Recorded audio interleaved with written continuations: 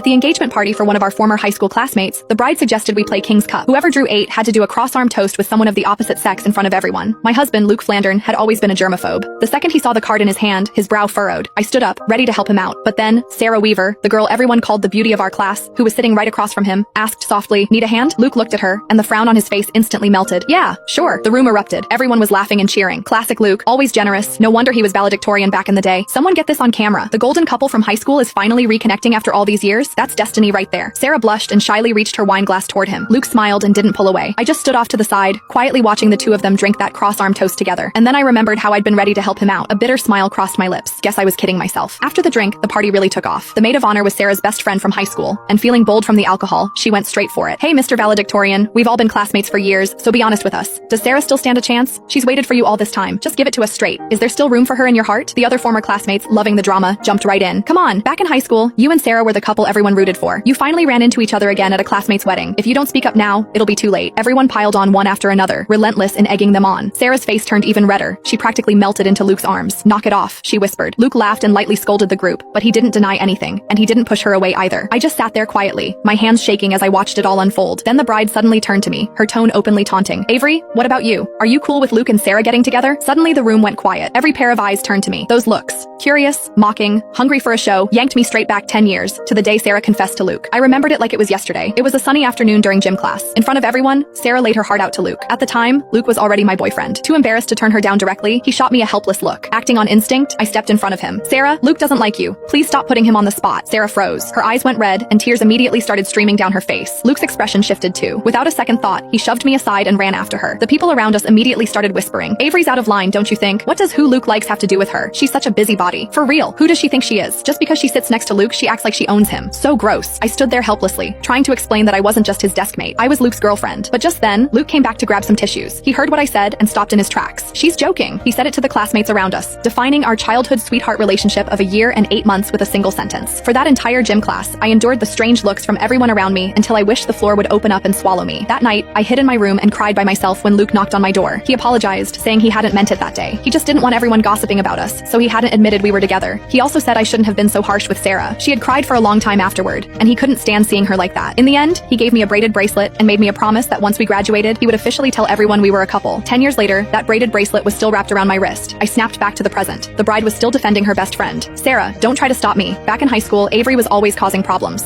If she hadn't gotten in the way, you and Luke would have been together ages ago. You never would have had to wait this long. Avery ruined your happiness. Today, I'm getting to the bottom of this. Avery, answer me. Do you support Luke and Sarah being together or not?" The bride glared at me aggressively as the whole room fell silent. Under the stares of countless